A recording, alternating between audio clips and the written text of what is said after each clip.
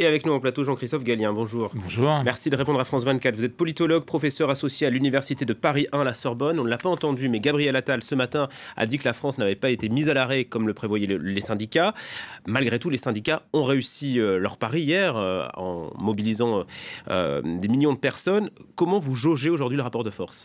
C'est un moment charnière, en effet. C'est clair que la France n'est pas encore bloquée. C'est une volonté qui s'organise dans la durée. Rappelons-nous d'autres de précédents.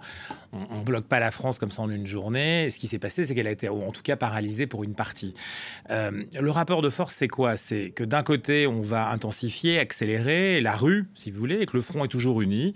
Que même, on commence à travailler. On parlait de M. Laurent Berger ce matin à l'Assemblée nationale, alors qu'il vient discuter avec les frondeurs chez les Républicains. Vous voyez, il y a un travail politique en même temps qu'un travail de rue. Donc, on n'a pas abandonné le combat parlementaire, même côté syndicat.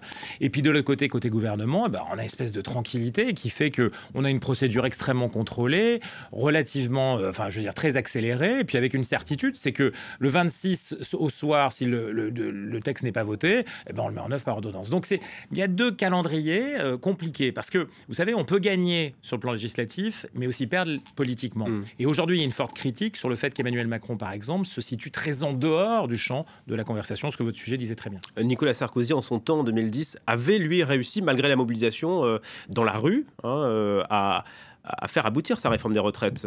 C'est pas impossible. Hein. Alors oui, la clé, c'est qu'elle soit votée ou pas. Votre sujet le disait très bien. Je veux dire, est-ce qu'on vote le texte ou qu'on le vote pas ? S'il n'est pas voté parce que personne ne se met d'accord, parce qu'on va pas au bout de l'examen, parce qu'il n'y a pas assez de majorité, mais que malgré tout on le met en œuvre, parce qu'on peut le mettre en œuvre, parce que le véhicule législatif qui a été choisi est particulier et permettrait au gouvernement de toute manière d'avancer, voire d'utiliser le 49.3 s'il voulait créer un événement politique plus important, c'est une grande différence. Et donc, il n'est pas exclu que la rue continue de toute manière à se mobiliser par rapport justement au fait que le texte ne soit pas voté au Parlement. Les syndicats, ils en appellent directement au président de la République. Lui, Emmanuel Macron, il reste silencieux. Il a intérêt à se découvrir, à aller au front. C'est compliqué. Pour l'instant, il a choisi de venir par petite carte postale. Rappelez-vous, il est venu au moment du moment agricole de ce pays, au sein de l'agriculture. Il a abordé le sujet. Il a discuté avec des gens, évidemment, qui étaient sur le salon. Mais on sent bien qu'il a parlé de travail, qu'il n'a pas parlé, finalement, de retraite. Il a beaucoup insisté sur la valeur du travail, l'idée qu'il fallait du travail, qu'il fallait travailler, ainsi de suite. Donc, on sent qu'il n'a pas envie de venir se coltiner, dirons-nous, ce combat national qui, lui, pour l'instant, est plutôt focus, ou en tout cas intégré sur des enjeux internationaux, voyage en Afrique, déplacement à droite. Donc ça veut dire que quelque chose est en train de se jouer. Il y a un moment où certains, même au sein de la majorité, appellent à ce qu'il revienne dans le champ. Lui n'a pas du tout envie, parce que le couple, en plus, Borne du SOP, il fonctionne, mais il fonctionne parfois pour certains de manière un peu particulière. C'est-à-dire qu'on ne sent pas forcément une grande unité non plus. Et puis peut-être que le président a le sentiment d'avoir fait le job lors de la campagne présidentielle, puisque l'âge légal de départ à la retraite était au cœur de son programme. Oui, et puis en même temps, il met à l'épreuve son propre gouvernement qui doit travailler à la réussite. Même le porte-parole, vous voyez, ou M. Riester qui s'occupe des relations avec le Parlement, sont mis en difficulté. Donc, on commence à évoquer ça et là un remaniement qui viendrait bientôt. Donc, vous voyez, il est entre les deux. Évidemment, un dialogue direct avec les Français. Puis en même temps, sur ce sujet-là, c'est le gouvernement qui prend ses responsabilités. C'est celui qui doit aller au bout, Mme Borne et M. Dussopt. Et on verra à la sortie contre les points. Alors, en tout cas, pour l'instant, la stratégie du gouvernement, c'est de faire avancer le texte au Parlement. Aujourd'hui, théoriquement, ça devrait passer, en tout cas le cœur de la réforme, le départ de l'âge légal au Sénat. À l'Assemblée, ça semble plus compliqué. Pour l'instant, les Républicains ne sont pas tout à fait très clairs. Et puis, il y a aussi des dissensions au sein même de la majorité. Et puis, vous l'avez dit, il y a un travail qui est en train de se faire à l'Assemblée en même temps. Un travail préparatoire à ce deuxième round, cette deuxième séquence, si vous voulez, à l'Assemblée nationale, où on voit bien qu'il y a des gens qui travaillent pour mobiliser les frondeurs. Ceux qui, du côté des Républicains, voire de la majorité, ne sont pas d'accord. Quand la présidente même de l'Assemblée nationale dit « celles et ceux qui, dans notre camp, ne voteraient pas le texte », trahiraient la cause de la majorité, trahiraient la cause présidentielle. Donc, il y a une forme de tension. Et puis, rappelons-nous que cette nuit, ça a été très tendu au Sénat. On pensait que ça passerait très tranquillement, mais finalement, on a utilisé un texte qui permet, là encore, d'accélérer, un texte réglementaire du côté du Sénat, d'accélérer la conversation, je dirais, législative. Et pour le coup, ça n'a pas plu à la gauche, tout le monde est parti. Et donc, on a retrouvé en forme la tension. Alors un peu moins importante, mais quand même, les gens sont partis, ont quitté la séance en plein milieu de la nuit, pour aller dormir. Et puis, on reprend ce soir. Donc, on voit bien que même au Sénat, c'est un peu compliqué.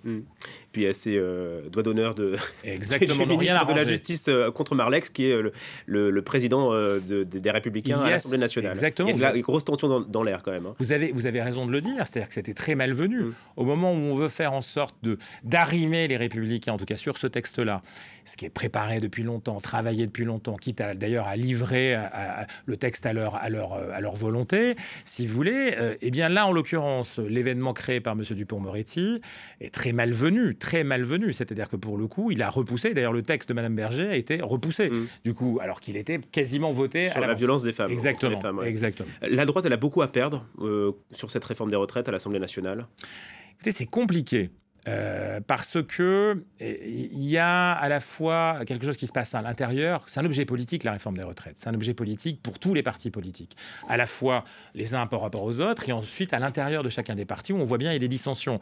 On le voit au Parti socialiste, on le voit chez les Républicains, on le voit même à l'intérieur de la majorité relative au Parlement du président de la République. Mais il va falloir faire très attention, parce que ça veut dire quoi? C'est l'autorité de M. Ciotti qui se joue. Et derrière lui, et derrière cette réforme, il y a des combats de coulisses. On sait bien que M. Bertrand s'affronte avec M. Wauquiez par les minorités contre majorité interposées. Donc on a quelque chose qui est en train de se jouer. Donc c'est à la fois la réalité de ce qui se passe politiquement, et sur un objet politique, on ne peut pas tricher. Il y a des positions qui se prennent, individuelles, collectives, mais c'est un enjeu sévère parce qu'on veut jouer la carte du parti de gouvernement. Au Sénat, on est responsable, réaliste, on travaille avec le gouvernement sur un projet qu'on a largement amendé, on le fait de manière réaliste. Et puis en même temps, on montre qu'on n'est pas tout à fait capable de s'unir sur un sujet qui est justement très important. Donc c'est un moment particulier pour tous les partis politiques, mais en particulier, évidemment, pour les Républicains. Une dernière question sur la suite. Vous la voyez comment? Est-ce qu'il y a un risque de radicalisation du mouvement quand on voit que le gouvernement reste silencieux?